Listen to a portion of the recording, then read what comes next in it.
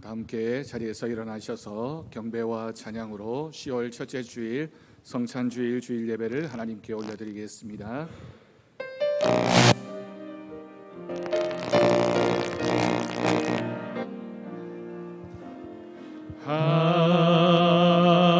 하나님은 우리의 피난처가 되시며 환난 중에 우리의 힘과 도움이시라.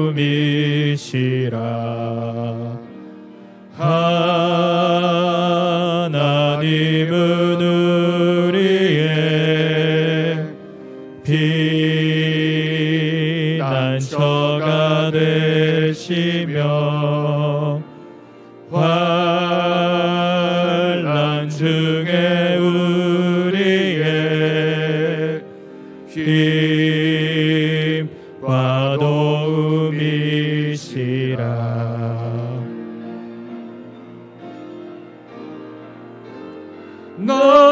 너희는 가만히 있어 주가 하나님 뱀할지어다.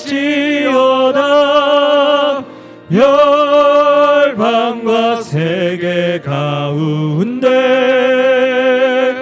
주가 높임을 받으리라. 사랑합니다 내 아버지,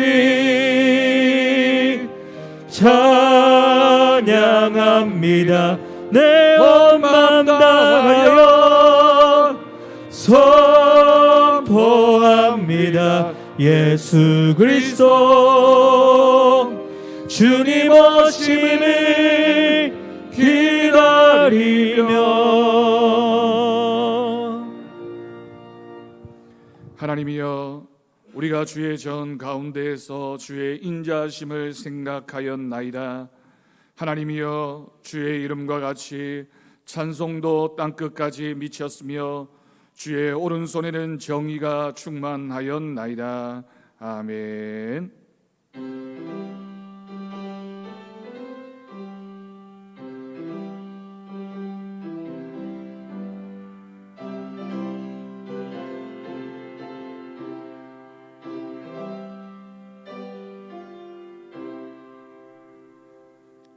한 주간 우리들의 삶의 모습을 돌아보며 우리의 죄와 허물을 고백하는 기도를 드리겠습니다. 아버지,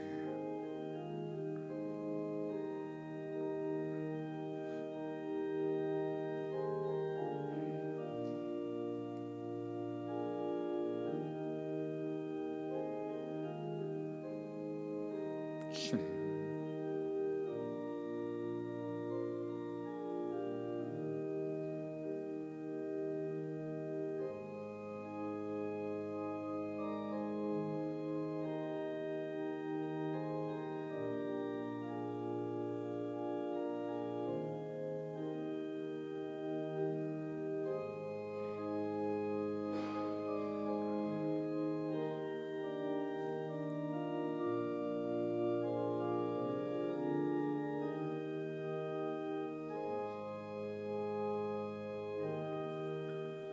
여호와께서 이르시되 배역한 이스라엘아 돌아오라. 나의 노한 얼굴을 너희에게로 향하지 아니하리라. 나는 긍휼이 있는 자라 노를 한없이 품지 아니하느니라. 여호와의 말씀이니라. 아멘. 사도신경으로 신앙 고백하시겠습니다. 나는 전능하신 아버지 하나님 천지의 창조주를 믿습니다. 나는 그의 유일하신 아들 우리 주 예수 그리스도를 믿습니다.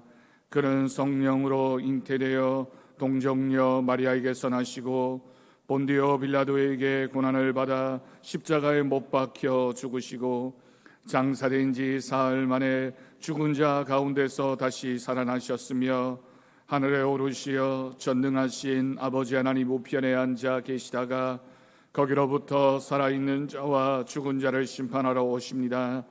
나는 성령을 믿으며 거룩한 공교회와 성도의 교제와 죄를 용서받는 것과 몸의 부활과 영생을 믿습니다. 아멘. 자리에 앉으시기 바랍니다. 찬송가 10장 1절 함께 찬양하겠습니다.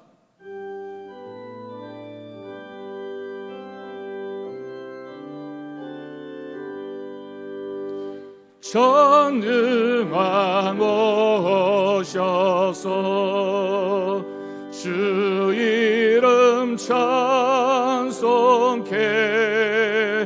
하옵소서. 영광과 권능의 성부여 오셔서 우리를 다스려 주옵소서. 아멘.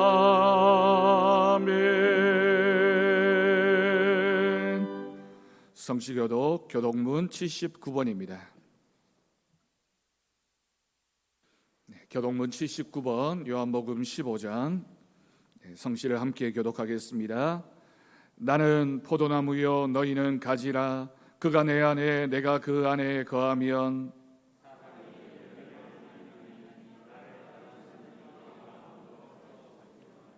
사람이 내 안에 거하지 아니하면 가지처럼 밖에 버려져 마르나니 너희가 내 안에 거하고 내 말이 너희 안에 거하면 무엇이든지 원하는 대로 구하라. 너희가 열매를 많이 맺으면 내 아버지께서 영광을 받으실 것이요 아버지께서 나를 사랑하신 것 같이 나도 너희를 사랑하였으니 내가 아버지의 계명을 지켜 그의 사랑 안에 거하는 것 같이 내가 이것을 너희에게 이름은 내 기쁨이 너희 안에 있어 너희 기쁨을 충만하게 하려 함이라. 아멘. 이 시간 김종득 장로님 기도하시겠습니다.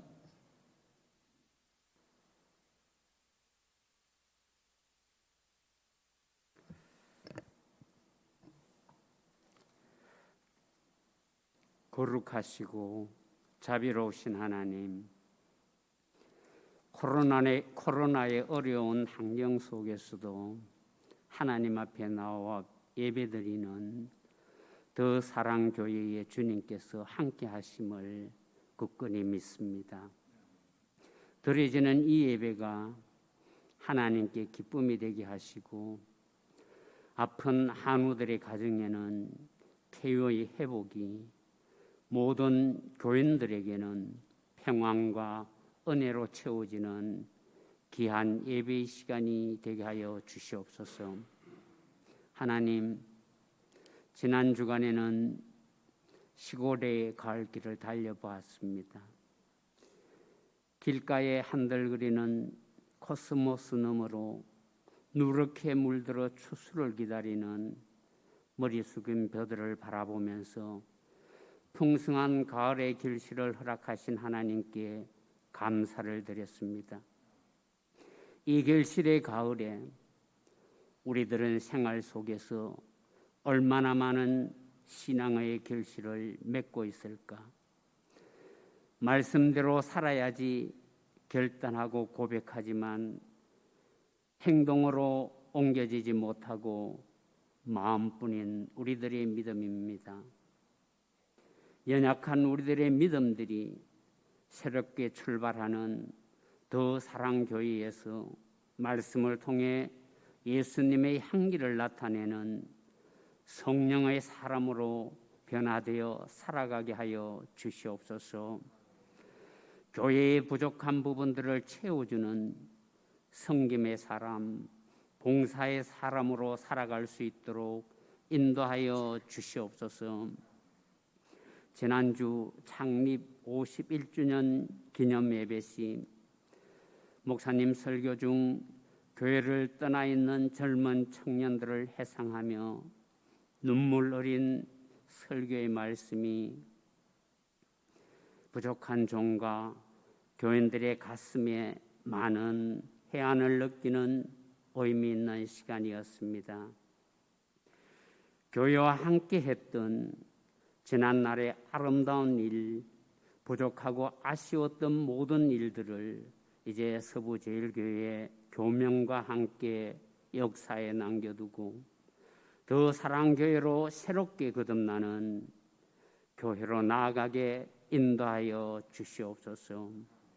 젊은 세대의 희망을 모든 교인들이 예수님 때문에 행복한 교회로 나아가는 더 사랑교회가 되게 하여 주시옵소서. 주님의 피와 살을 기념하는 성찬식을 경건한 마음으로 임하게 하시고 성령께서 함께하여 주셔서 주님과 한 몸을 이루는 거듭남의 은혜를 청케 하여 주시옵소서. 목사님을 통해 매주 말씀의 교훈과 은혜 주심을 감사드립니다. 더 사랑교회로 새롭게 출발하며 선포되는 말씀이 인생을 아름답고 행복하게 살기를 원하는 모든 성도들의 가슴에 소망을 심어주는 은혜의 말씀이 선포되게 하여 주시옵소서. 목양할 때에 부족지 않도록 목사님, 사모님, 영육간에 강건함으로 채워 주시옵소서. 찬송을 드리는 송은성 성도에게 하나님 은혜를 내려주셔서 드리는 찬송이 성도의 가슴에 잔잔한 감동이 되며 하나님께 들어지는 고백의 찬송이 되게 하여 주시옵소서. 하나님, 우리 교인 가정에 원하지 않는 육신의 아픔으로 인해 어려운 가운데 있는 교인들이 있습니다.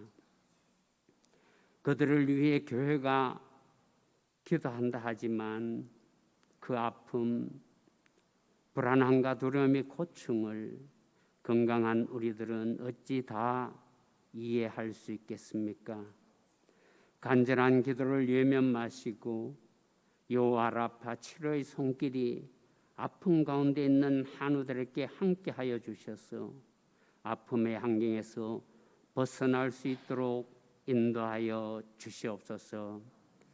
연약한 자, 아픔 가운데 있는 한우들의 친구와 위로 되시는 예수 그리스도의 이름으로 간절히 기도드립니다. 아멘.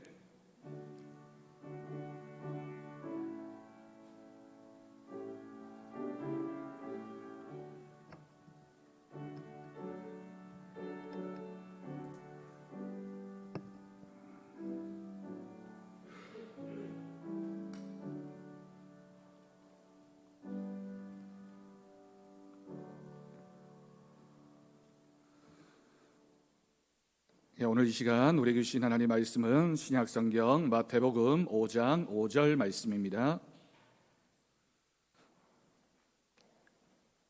신약성경 6쪽이 되겠습니다. 마태복음 5장 5절 말씀, 이 시간 우리에게 주신 하나님의 말씀으로 믿고 제가 봉독하겠습니다. 온유한 자는 복이 있나니 그들이 땅을 기업으로 받을 것이며. 아멘. 이 시간 송성 성도 하나님 앞에 찬양 올려드리겠습니다.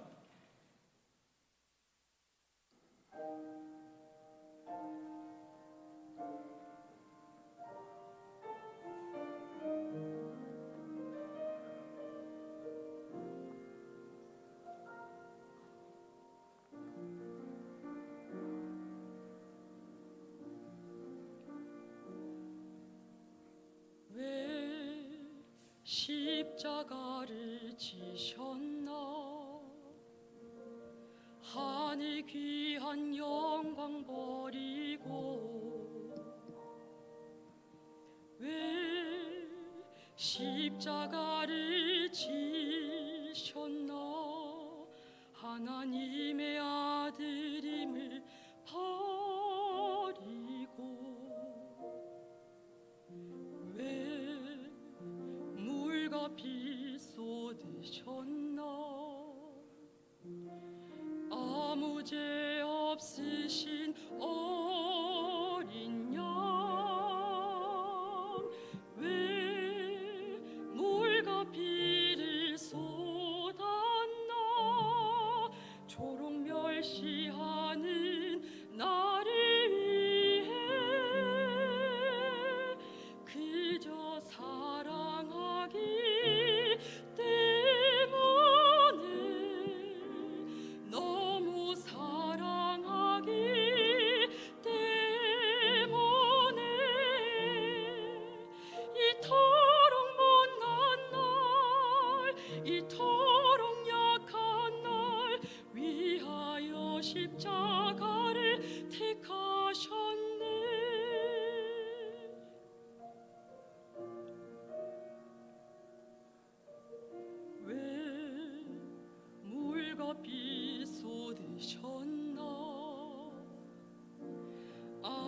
무죄 없으신 어린 양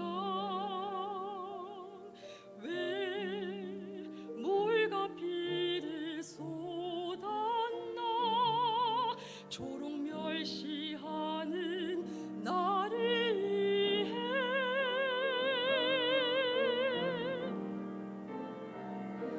그저 사랑하기 때문에 너무 사랑하기 때문에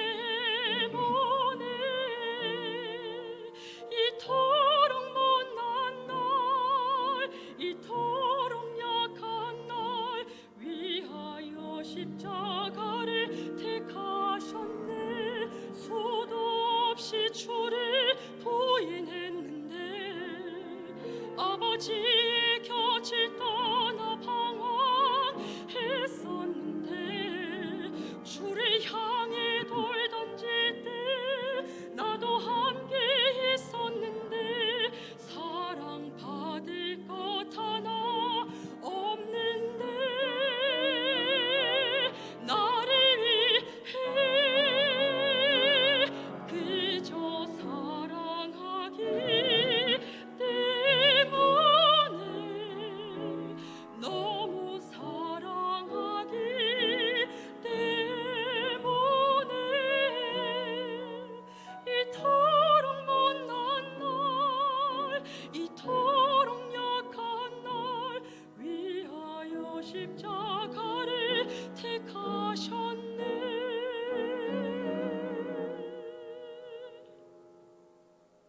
이토록 못난 날 이토록 약한 날 위하여 십자가를 택하셨네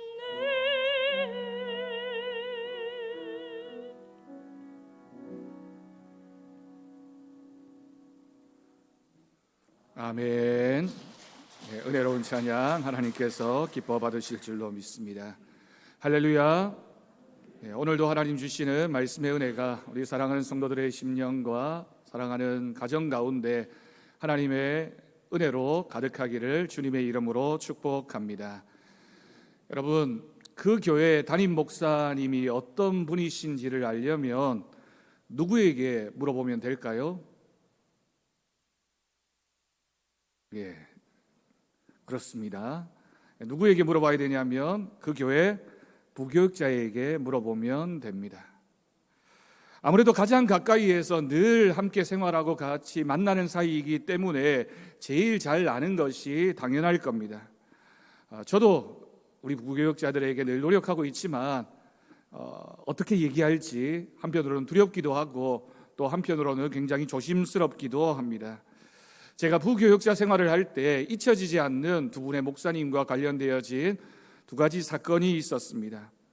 첫 번째는 제가 12년 전에 목사 안수 받을 때 있었던 일입니다. 여러분, 노예 중에 목사 안수 예식이 있습니다. 그러면 미리 그날 당일 어느 정도 시간 전에 목사 안수 받는 분들이 한 곳에 모여서 이제 식을 준비하고 대기하게 됩니다. 그때는 한 10명 가까운 분들이 모여서 전도사님들이죠. 모여서 이제 목사 안수 받기를 기다리고 있었습니다. 긴장이 가득한 그곳에 예식을 집례하기 위해서 담당하시던 목사님이 들어오셨습니다. 그런데 그 교회 이제 부목사님이 그 목사님의 가운을 가지고 들어왔는데 아마도 잘못 가져왔나 봅니다. 봄노예는 보통 4월 초순경에 있게 됩니다. 그런데 이 목사님이 가운을 가져오면서 여름 가운을 가져와야 되는데 겨울 가운을 가져왔습니다. 그 자리에서 이 목사님이 크게 화를 내시면서 나보고 또 죽으라고 그러느냐라고 얘기하시고, 제가 듣기에는 참 민망한 여러 가지 말씀들을 하시면서 심지어는 그 가운을 땅바닥에 내팽개쳤습니다. 그러면서 막 말씀을 하시면서 지금 당장 교회 가서 다시 가운 바꿔 오라고 얼마나 화를 크게 내셨는지 모릅니다. 그 자리에 목사 안수 받으려고 모여있던 전도사님들이 그 모습을 보면서 얼마나 당황스러웠을까요? 그 부목사님은 저희들 선배 목사님이셨는데 그 목사님의 마음은 어떠했을까요? 얼마나 민망하고 한편으로는 굉장히 부끄러운 상황이 벌어졌던 것입니다. 그 혼내신 목사님에 대한 소문은 익히 들어서 알고 있었지만 그 교회는 저에게 잊혀지지 않는, 혹시라도 기회가 있어도 그 교회만큼은 가고 싶지 않은 그런 목사님, 그런 교회로 생각이 드는 장면이었습니다. 그러면서 제 마음속에 내가 담임 목사가 되면 저렇게는 해서는 안 되겠다라는 결심을 했습니다. 어느 교회인지 어느 목사님인지는 말씀드릴 수가 없습니다. 두 번째 목사님은 여러분들도 아시는 분입니다. 우리 교회에 오셔서 설교도 하신 만민교회 양익목 목사님입니다. 제가 그 교회에서 교육전도사로부터 시작해서 부목사 되고 또 목회할 때까지 9년 가까운 시간을 부교육자 생활을 했습니다. 양 목사님은 다른 부분도 참 훌륭하시고 좋은 분이시지만 성품이 온화한 분이셨습니다. 제가 전임 전도사 사역을 시작하고 얼마 되지 않았을 때 있었던 일입니다. 어느 집사님 가정에 대신방 기간이 되어서 신방을 가게 되었습니다. 봄 대신방 기간이었는데 여러 성도들 가정을 운전을 해서 돌아다니고 신방을 했습니다. 잔뜩이나 긴장을 했고 또 마지막 이제 신방하는 가정이었기 때문에 이제 마치는구나라는 생각이 들어서 안심이 되었고, 점심 식사를 한 지도 얼마 되지 않아서 긴장이 풀렸나 봅니다. 더군다나 그 집 거실에 얼마나 봄볕이 따뜻하게 들어왔는지 모릅니다. 목사님께서 설교를 마치시고 축도를 하시는데 이제 끝났구나라는 생각이 들어서인지 저에게 졸음이 밀려왔습니다. 동그랗게 앉아서 신방을 하고 기도를 하는데, 또 그 중요한 그 가정에 축복 기도를 하는 그 순간에 제가 그만 코를 골았습니다. 옆에 앉으신 권사님이 깜짝 놀라서 제 옆구리를 찌르고 깨웠습니다. 저도 그 순간 아차, 얼마나 당황을 하고 놀랐는지 모릅니다. 담임 목사님 옆에서 설교 마치고 축도하는데 전도사가 옆에서 코를 골았으니 얼마나 여러분 끔찍한 장면입니까? 이제 죽었구나. 나는 이제 어떻게 될까? 이제 나는 이 교회를 그만두어야 될지도 모른다. 마지막 신방을 마칠 때까지 아무 말도 하지 못하고 얼마나 마음을 졸였는지 모릅니다. 교회 도착해서 차에서 내리시는데 정말 시간이 되어서 목사님이 저를 부르셨습니다. 이제 정말 크게 혼나게 되겠구나, 이제 정말 끝이구나 라는 마음으로 목사님 앞에 섰습니다. 저를 부르시더니 봉투 하나를 내미셨습니다. 그러면서 저에게 하시는 말씀이 하루 종일 신방하느라고 얼마나 피곤하고 힘들었겠느냐라고 말씀하시면서 이것 가지고 가서 오늘 일찍 퇴근해서 사모님과 함께 저녁이라도 먹으라고 봉투를 내미신 겁니다. 여러분, 제가 그때 어떤 마음이 들었을까요? 여러분들이라면 이 두 분의 목사님 중에 어느 분을 더 존경하고 어느 분을 더 본받고 싶으시겠습니까? 우리는 그렇게 생각합니다. 부드러우면 약한 것이라고 생각합니다. 그래서 부드러운 사람이 약한 사람이라고 생각합니다. 하지만 그렇지 않을 때가 훨씬 더 많습니다. 운동할 때를 생각해 보십시오. 몸이 유연하고 몸에 힘을 빼야지만 운동도 잘할 수 있고 몸에 도움이 되는 운동이 되는데, 긴장을 하고 몸에 힘이 들어가면 부상을 당하기도 쉽고 그 운동의 효과를 기대하기가 어렵습니다. 세상 삶에도 성격이 강한 사람, 화를 잘 내는 사람, 자신의 감정을 마음껏 발산하는 사람이 이기는 사람 같아도 돌아보면 그 사람은 결국 진 사람이라고 할 수 있습니다. 오늘 말씀은 한 절 말씀입니다. 오늘 한 절 말씀에서 우리 주님이 말씀하시기를 온유한 사람이 복이 있다라고 말씀하셨습니다. 온유라고 하는 이 단어가 성경에는 어떻게 사용되어질까요? 첫 번째로 이 온유함은 두 극단에 서지 않는다라는 뜻이 있습니다. 동양에서는 이것을 가리켜서 중용이라는 단어로 표현을 합니다. 과하지도 않고 부족하지도 않다라는 뜻이고요. 또 때를 잘 분별한다라는 뜻도 의미도 가지고 있습니다. 다시 말해서 옳은 일을 옳은 방법으로 가장 적당한 때에 그 일을 잘 해내는 경우에 중용이라는 단어를 사용하게 됩니다. 감정을 폭발시키는 것과 감정을 억압하는 것에는 분명한 차이가 있습니다. 우리는 종종 그렇게 생각합니다. 예수 믿는 사람이니까 참아야 돼. 물론 맞는 말이긴 하지만 그렇게 자꾸만 참다 보면 몸에 병이 걸립니다. 근데 여러분, 반대로 내 기분이 화가 났다고 해서 그 화를 표현하게 되면 결국에는 그 사람과의 관계가 깨어질 수밖에 없습니다. 다시 말해서 표현해야 되는 방법을 알고 표현해야 되는 때를 알고 적절하게 자신의 감정을 표현하는 것이 건강에도 좋고 다른 사람과의 관계에도 도움이 됩니다.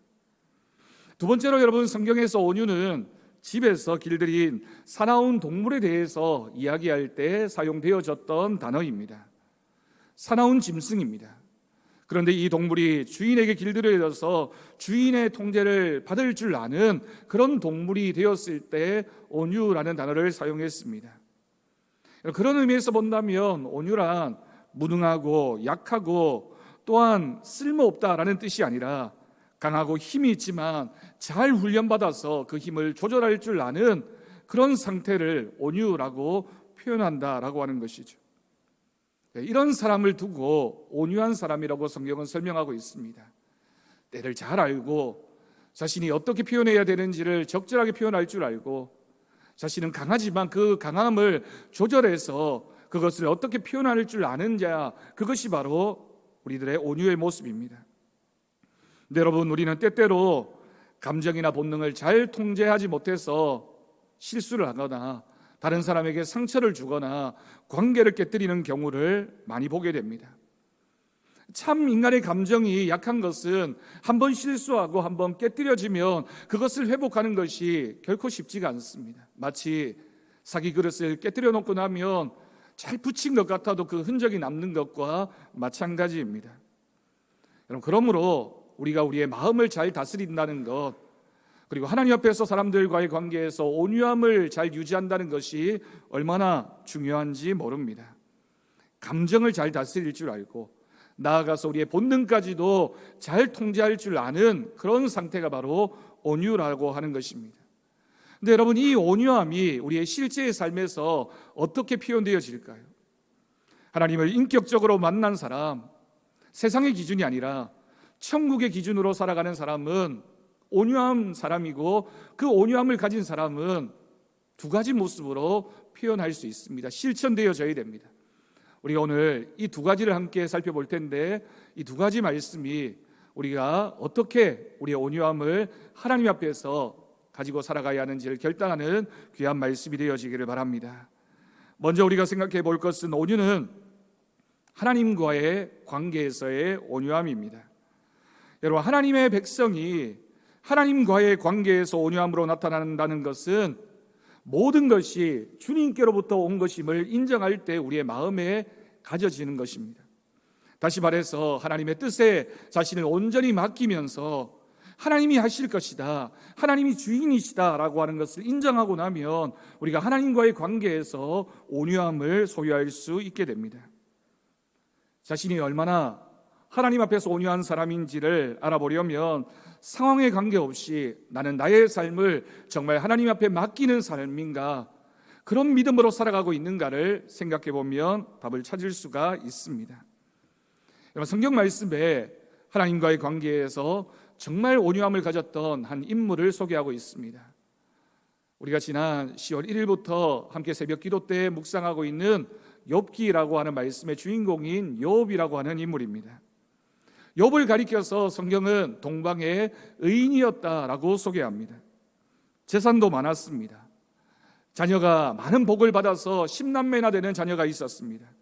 또한 욥에게는 아름다운 아내도 있었습니다.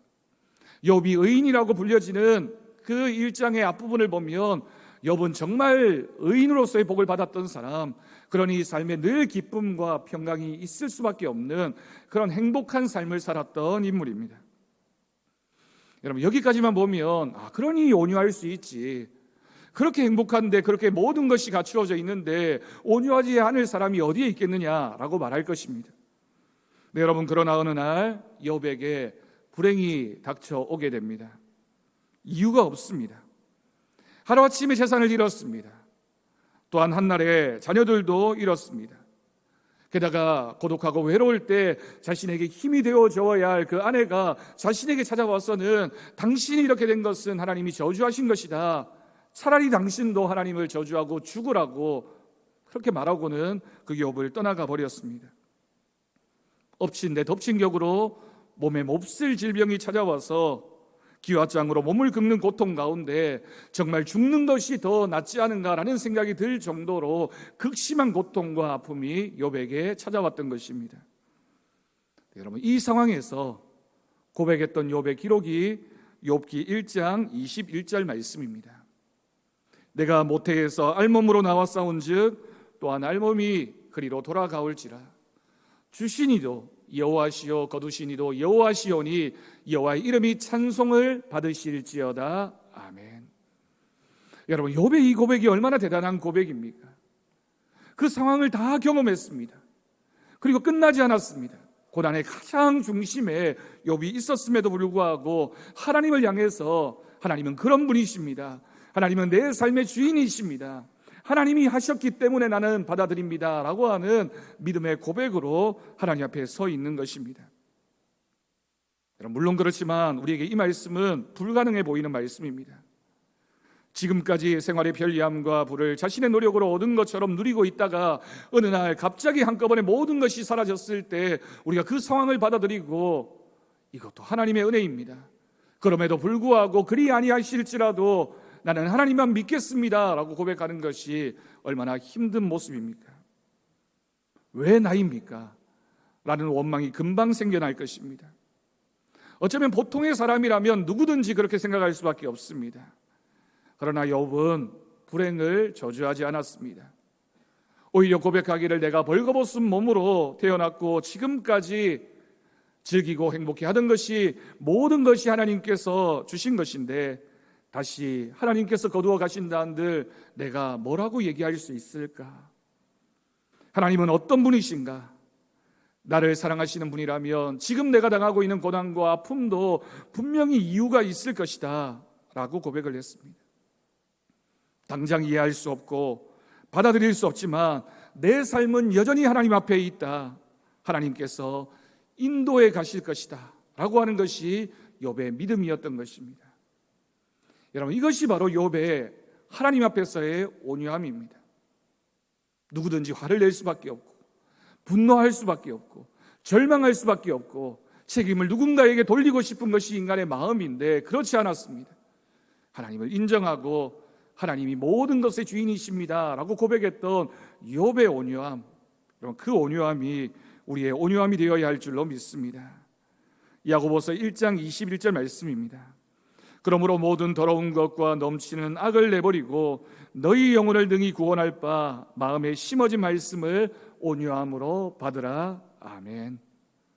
이 세상에는 우리가 하나님 앞에서 그 온유함을 가지지 못하도록 방해하는 것들이 수없이 많지만 그러나 그 많은 어려움과 아픔들 앞에서도 하나님 앞에서 온유함을 가지고 살아가는 하나님과의 관계에서 온유함을 잃지 않는 저와 여러분 되어지기를 간절히 축원합니다. 두 번째는 인간관계 속에서의 온유함입니다. 여러분, 대부분의 인간관계에서의 행복은 다 우리가 경험하는 감정과 또한 사건 속에서 벌어지는 것들입니다. 우리가 물질을 많이 소유하고 있거나 권력을 가지고 있는 것이 반드시 행복한 것이 될 수 없습니다. 왜냐하면 그런 것들이 있어도 인간관계가 행복해야지만 우리가 행복감을 느끼게 됩니다. 여러분, 우리가 여행을 가게 되면 좋은 여행지에 가서 맛있는 음식을 먹는 것도 그 여행의 좋고 훌륭한 점이지만 그 여행을 누구와 함께 갔느냐, 내가 정말 좋아하는 사람, 사랑하는 사람과 간 여행이라면 어느 곳을 가도 행복하지만 마음이 맞지 않는 사람, 나를 힘들게 하는 사람과의 여행이라면 그 어떤 곳이라도 정말 싫은 곳이 될 수밖에 없습니다. 그러면 우리가 이 사람과의 관계에서 온유함을 어떻게 지켜야 될까요? 그 모습을 대표하고 있는 사람이 바로 구약 성경에서 만나게 되는 모세라고 하는 인물입니다. 민수기 12장 3절을 보면 이 사람 모세는 온유함이 지면의 모든 사람보다 더했다라고 기록합니다. 그런데 모세는 본래부터 그런 사람이 아니었습니다. 젊었을 때 자신의 혈기를 이기지 못하고 사람을 쳐 죽이는 살인까지 했던 인물이 모세입니다. 화가 나면 참지 못하고 내가 옳다고 생각하면 잘못하고 있는 저 사람을 어떻게 해서든지 갚아주어야지만 마음이 풀리는 그런 과격한 성품의 인물이 모세였습니다. 그런데 여러분, 그런 사람을 가리켜서 하나님이 온유한 사람이라고, 그냥 그 정도가 아니라 이 세상의 어떤 사람보다 온유한 사람이라고 하나님께서 모세를 칭찬하셨습니다. 그 장면을 보여주고 있는 말씀이 출애굽 당시에 모세의 누이였던 미리암과 그의 형 아론이 모세를 비방했던 사건입니다. 표면적인 이유는 모세가 이방 여자와 피부 색깔이 검은 여자와 결혼했다, 그것을 보면서 비난했습니다. 어떻게 지도자가, 어떻게 리더가 그런 일을 할 수 있느냐라고 질책했던 것이죠. 여러분, 우리가 성경을 읽으면 모세의 첫 번째 아내였던 십보라도 이방 여인이었습니다. 그런 면에서 본다면 실상은 미리암과 아론은 당신만 하나님의 음성을 듣느냐, 우리도 선지자다, 우리도 하나님 말씀을 듣는다, 당신만 왜 지도자냐, 리더십을 가지고 있느냐, 우리도 그렇게 할 수 있다라는 교만한 마음과 시기하는 마음으로 모세의 그 잘못을 비방했던 것입니다. 이전의 모세였다면 불같이 화를 냈겠죠. 하나님 앞에 찾아가서 하나님, 저 사람 보내달라고, 어떻게 저럴 수 있냐고, 내 형제인데 다른 사람도 아니고 저 사람들이 나를 향해서 어떻게 이럴 수 있냐라고 기도했을 것입니다. 그런데 여러분, 모세는 그렇게 하지 않습니다. 모세가 어떻게 해서 화를 내지 않았을까요? 모세는 광야 40년을 지나면서 사람에 대해서 배우게 됩니다.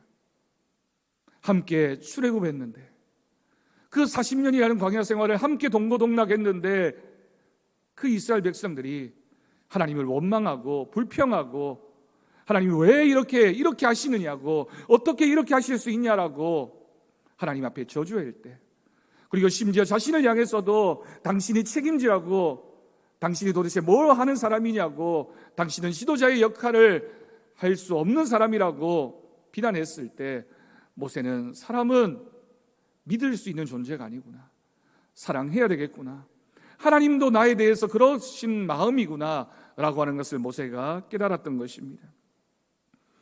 인간이니까 형제도 그럴 수 있다고 받아들였습니다. 그럴 수가 있느냐라는 생각이 들 때, 그럴 수도 있구나 라는 것을 광야 생활을 통해서 모세가 배웠습니다. 그것이 바로 온유이며 겸손입니다. 그리고 다음으로 하나님께서 이 역사의 주관자이시라면 내가 참 억울한 것 같고 어쩌면 정말 부정의하게 보이는 이 상황이지만 하나님께서 그 다음을 분명히 준비하고 계실 것이라는 믿음이 모세에게 있었습니다. 이런 사람이 여유를 가지는 것은 믿는 구석이 있을 때입니다. 그런데 어떤 일이 벌어졌습니까? 모세가 분노를 잠시 멈추었을 때 하나님께서 그 사건에 개입하셨습니다. 미리암에게 말씀하셨습니다. 너에게 피부색이 문제냐? 그렇다면 너도 흰 피부를 한번 가져보아라 라고 말씀하셨습니다. 미리암이 나병이 들어서 온 피부가 하얗게 변해지는 끔찍한 하나님의 벌을 받게 됩니다. 여러분, 이 일로 인해서 어떤 일이 벌어지게 됩니까? 모세는 그 이전보다 백성들에게 인정받는 사람, 정말 하나님을 인정하는 사람, 또한 자신에게 잘못한 사람을 용서해 줄 아는 그런 지도자구나, 그런 온유한 사람이구나 라는 평가를 들을 수 있었고, 하나님도 그 모습을 인정해 주셨습니다. 잠언 16장 32절 말씀입니다. 노하기를 더디하는 자는 용사보다 낫고 자기의 마음을 다스리는 자는 성을 빼앗는 자보다 나으니라. 여러분, 우리는 어떤 사람으로 살아야 하겠습니까? 갈라디아서 6장 1절 말씀입니다. 형제들아, 사람이 만일 무슨 범죄한 일이 드러나거든 신령아, 너희는 온유한 심령으로 그러한 자를 바로잡고 너 자신을 살펴보아 너도 시험을 받을까 두려워하라. 아멘. 우리에게 잘못한 사람, 내가 볼 때 옳지 않아 보이는 행동을 하는 사람, 정말 저 사람은 틀렸어 라는 생각이 들 때 온유한 마음을 가지고 그 사람을 대하면 하나님께서 그 모든 관계를 아름답게 만들어 가십니다. 여러분, 그런데 여기서 바로 잡는다라고 하는 뜻이 두 가지가 있습니다. 첫 번째는 뼈 같은 것이 잘못되었을 때 바로 자리를 잡아주는 것이 여기서 바로 잡는다라는 뜻이고요. 두 번째는 그물이 찢어졌을 때 그 그물을 잘 기워서 그 그물의 원래 목적을 할 수 있도록 만들어주는 것이 바로 잡는 것입니다. 교회 안에서의 바로 잡는다라고 하는 것, 우리가 교회 안에서 누군가에게 하나님 앞에서 조언을 한다는 것이 바로 이런 의미가 있습니다. 교회는 이렇게 찢어진 영혼, 뒤틀린 영혼, 구멍난 영혼들이 찾아와서 치유를 받아야 하는 곳입니다.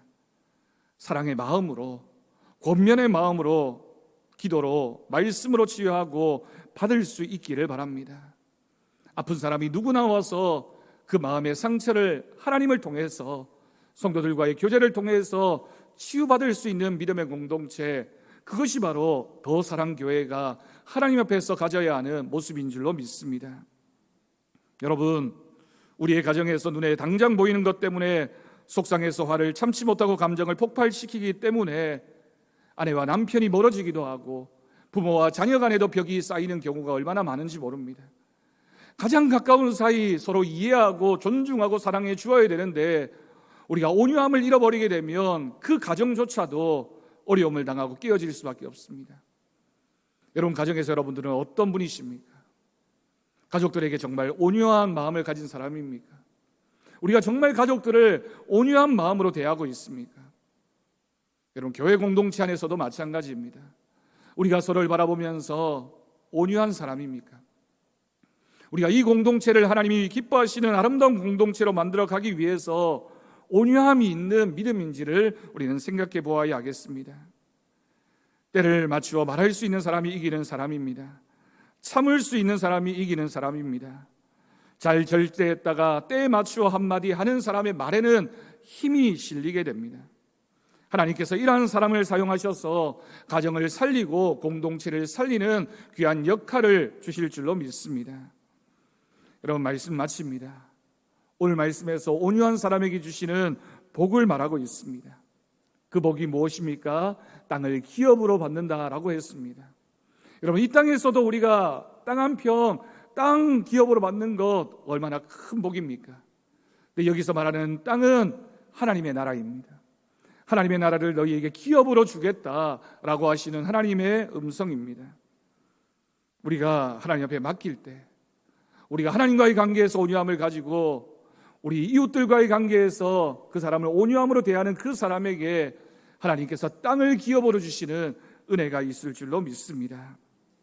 주님께서 세워주시고, 주님께서 공급해 주시고, 주님께서 갚아주시고, 주님께서 위로해 주십니다. 마태복음 11장 28절 29절 말씀입니다. 수고하고 무거운 짐진 자들아, 다 내게로 오라. 내가 너희를 쉬게 하리라. 나는 마음이 온유하고 겸손하니 나의 멍에를 메고 내게 배우라. 그리하면 너희 마음이 쉼을 얻으리라. 아멘. 여러분, 우리 모두가, 이 말씀을 듣는 우리 모두가 하나님 앞에서 온유한 마음을 가지고 또한 우리 이웃들과의 관계에서 온유함으로 우리가 섬기고 사랑하고 돌보는 일을 감당하는 저와 여러분 되어지기를 주님의 이름으로 간절히 축원합니다. 기도하겠습니다. 하나님 아버지, 감사합니다. 오늘 이 말씀을 우리에게 주셔서 우리가 온유한 믿음으로 주님 앞에 살아가기를 원합니다. 하나님 앞에서 온유하게 하시고 사람 앞에서도 온유하게 하셔서 그 온유함을 통하여 땅을 기업으로 받는 은혜가 우리 가운데 나타나게 하여 주옵소서. 감사드리옵고 예수님의 이름으로 기도드립니다. 아멘. 오늘은 성찬주의를 우리가 맞이해서 성찬식을 거행하도록 하겠습니다.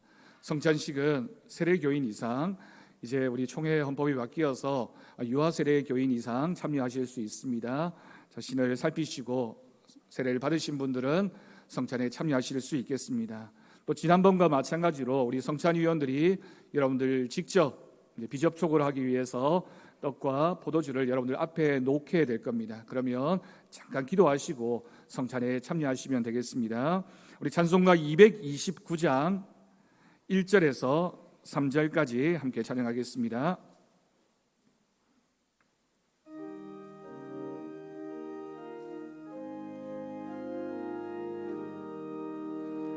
아무 흠도 없고 거룩한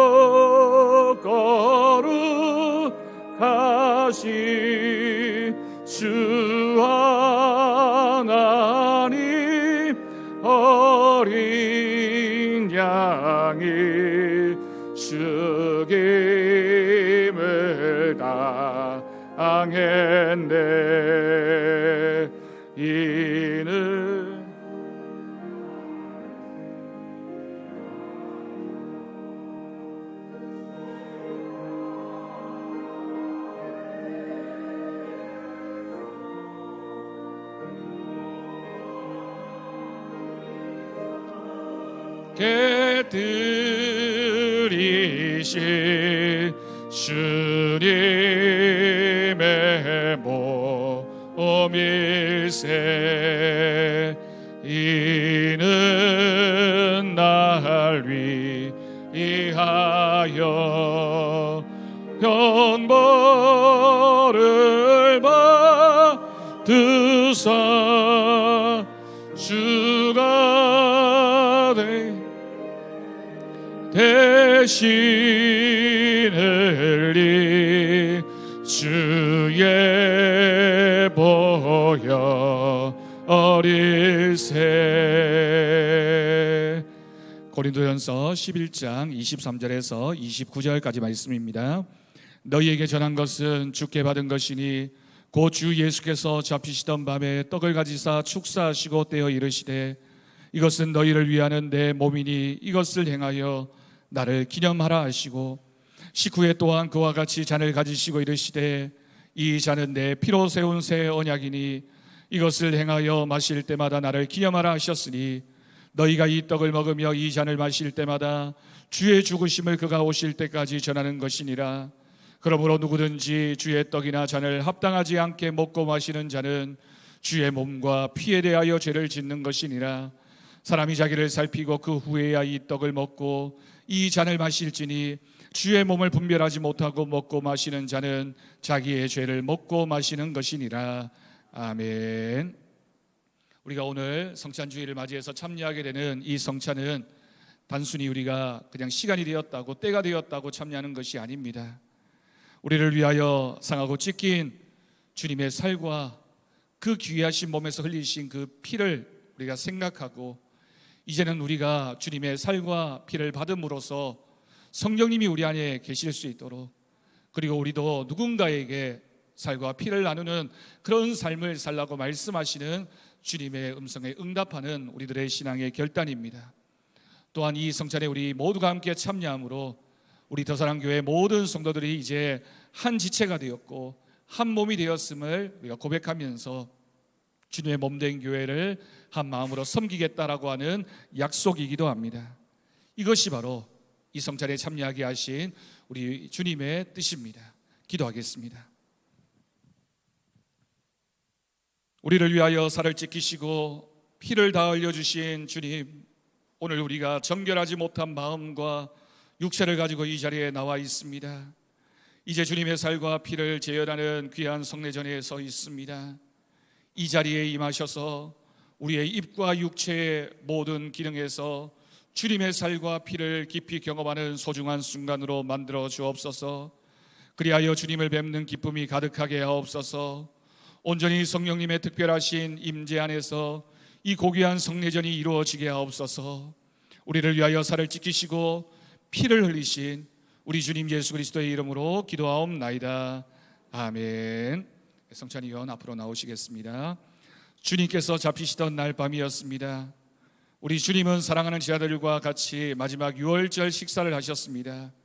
그때 떡을 들어 축사하셨습니다. 그리고 떡을 떼시면서 말씀하십니다. 이것은 너희를 위하여 상하고 찢긴 내 몸이다. 받으라, 먹으라 말씀하셨습니다. 이제 주님의 말씀대로 우리가 함께 이 떡을 받도록 하겠습니다.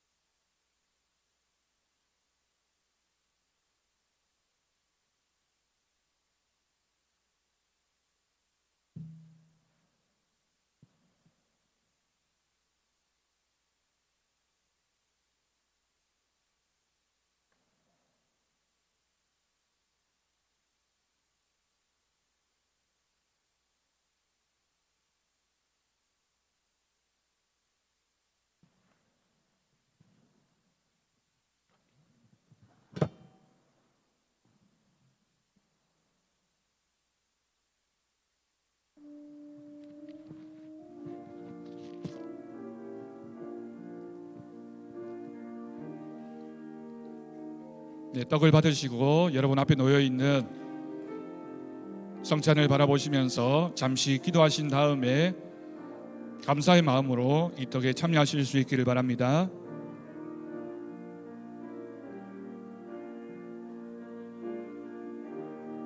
여러분들 앞에 놓아드리도록 하겠습니다.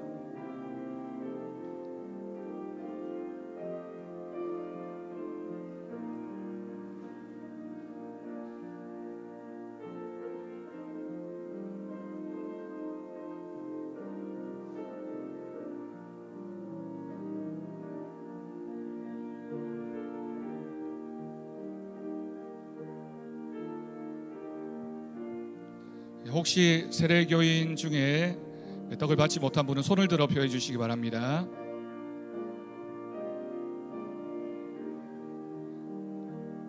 예, 2층에는 없습니다. 예.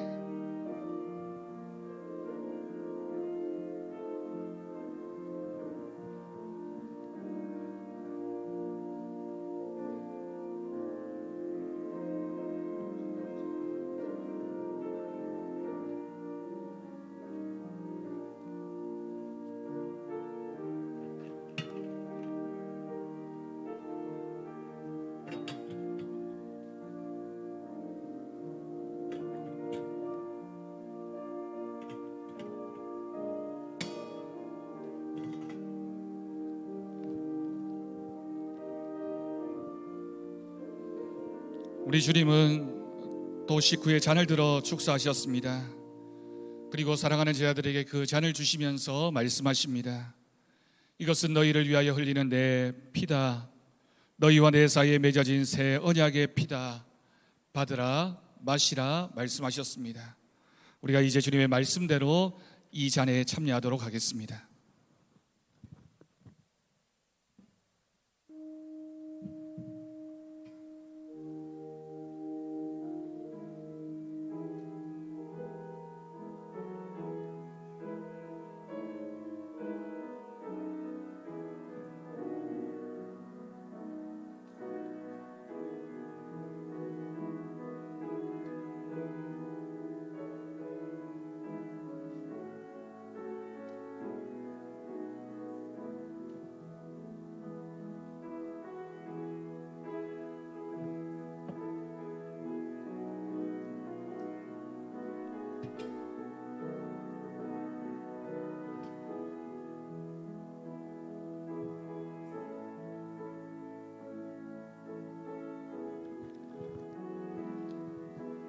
나눠드리는 잔에 경건한 마음으로 참여해 주시고 잔을 받으신 다음에 잠깐 기도하신 후에 참여하시면 되겠습니다.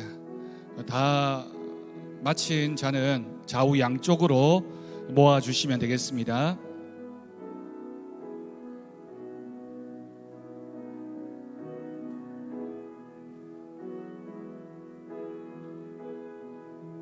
우리 성찬 위원들이 잔을 이렇게 나누어 주셔야 됩니다.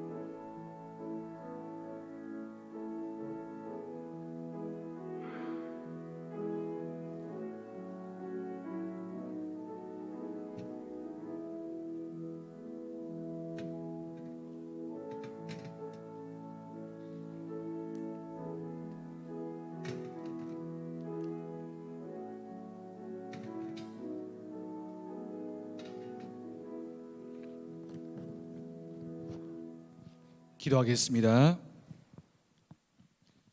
사랑하는 하나님, 자비하신 은총으로 우리들을 이 성찬에 참여하게 하시고 사죄와 구원의 은혜를 새롭게 하여 주심을 감사드립니다. 우리가 우리 주님의 동일한 지체임을 확인하게 하시오니 감사합니다. 서로 사랑하고 하나가 되는 길을 걷게 하시오니 감사합니다. 주님의 살과 피가 우리의 육체를 지배하게 하시고 우리로 하여금 복음에 합당한 자가 되게 하옵소서. 우리를 이 땅에 화평을 심는 자가 되게 하옵소서. 항상 예수 그리스도의 죽으심과 다시 사심을 증거하는 더사랑교회 성도들 되게 하옵소서. 오직 하나님께 영광 돌리는 주님의 자녀들이 되게 하옵소서. 예수님의 이름으로 기도하옵나이다. 아멘. 우리 조금 전에 불렀던 찬송가 4절에서 6절까지 찬양하겠습니다.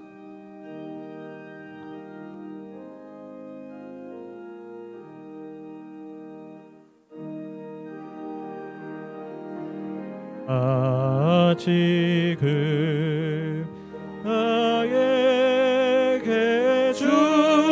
주시는 영생하는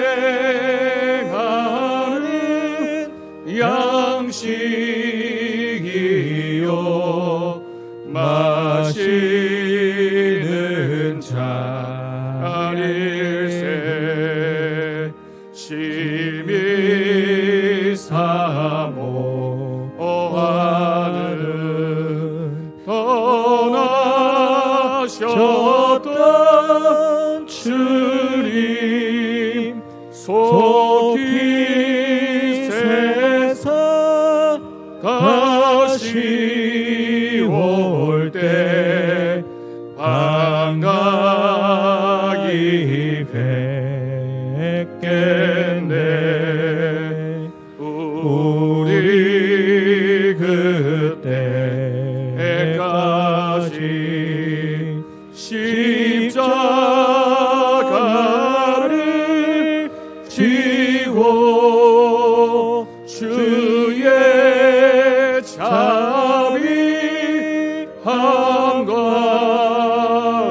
은혜 널리 전파하세.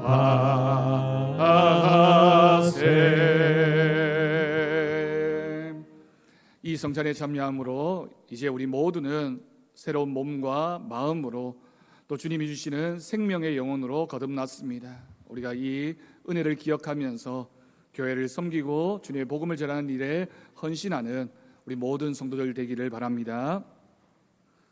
우리 다 함께 찬송가 440장 부르면서 봉헌하겠습니다.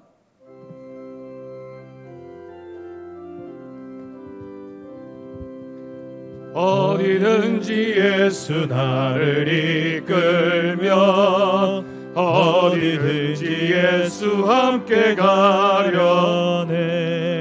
예수 함께하니 가면 낙없고 예수님과 동행하면 겁없네.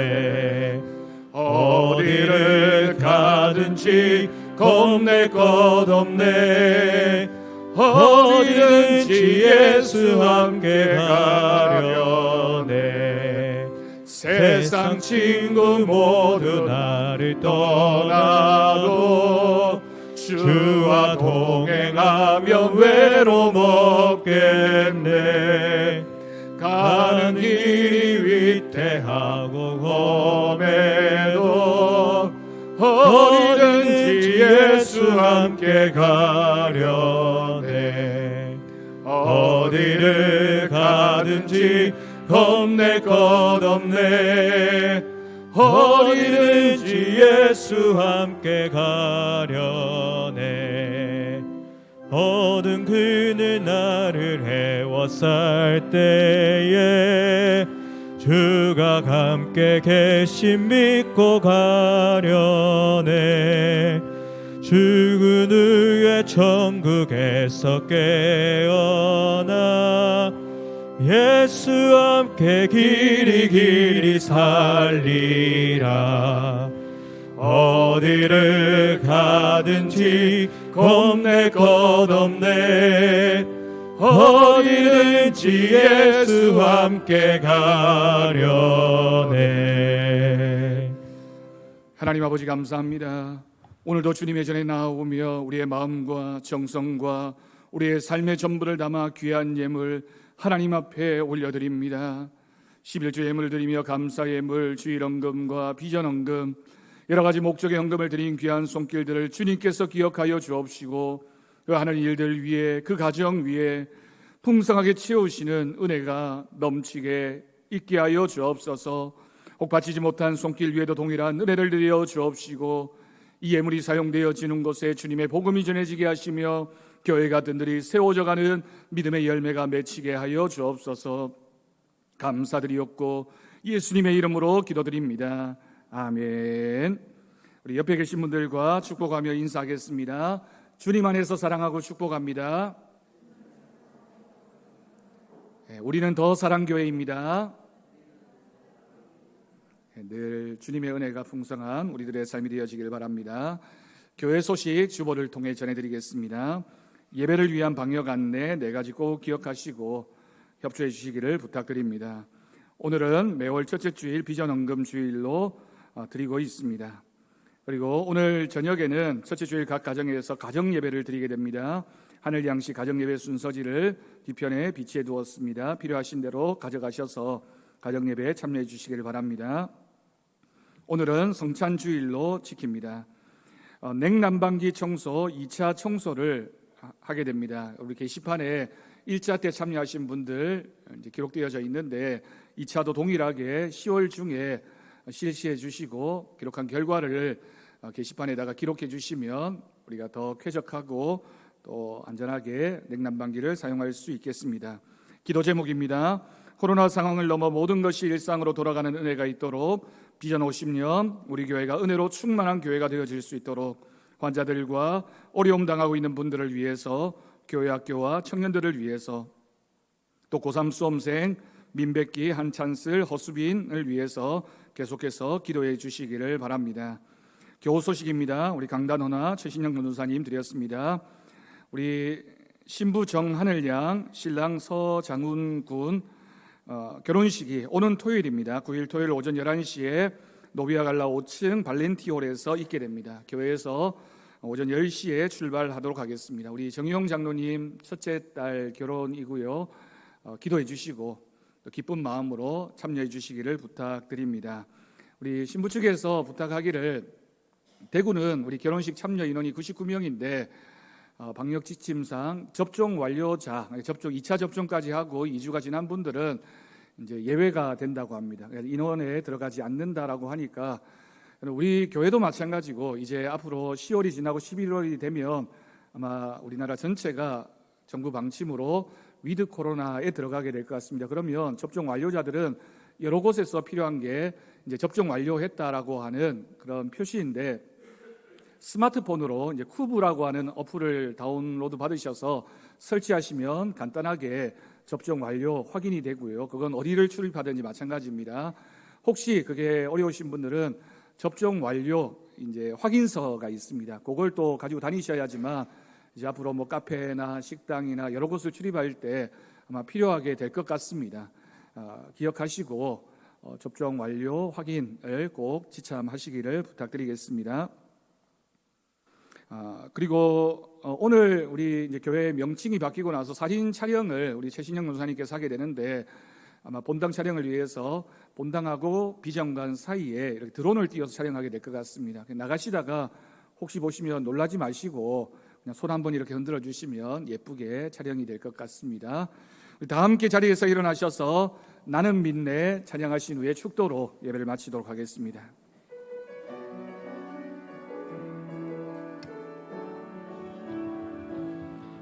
내게 허락하신 시련을 통해 나의 믿음 더욱 강하게 자라나고 험한 산과 골짜기 지나는 동안 주께 더 가까이 나를 이끄시네. 내가 겪는 시험이 어렵고 힘겨워도 내 주님보다 크지 않네. 내 앞에 바다가 갈라지지 않으면 주가 나로 바다 위 걷게 하리. 나는 믿네. 주의 능력으로 내 삶 삶 새롭게 되리 나는 믿네. 주의 능력으로 담대히 나가리라. 주와 함께 싸워 승리하리라. 날마다 믿음으로 나 살아가리. 나는 믿네. 주의 능력으로 내 삶 새롭게 되리 나는 믿네. 주의 능력으로 담대히 나가리라. 주와 함께 싸워 승리하리라. 날마다 믿음으로 나 살아가리.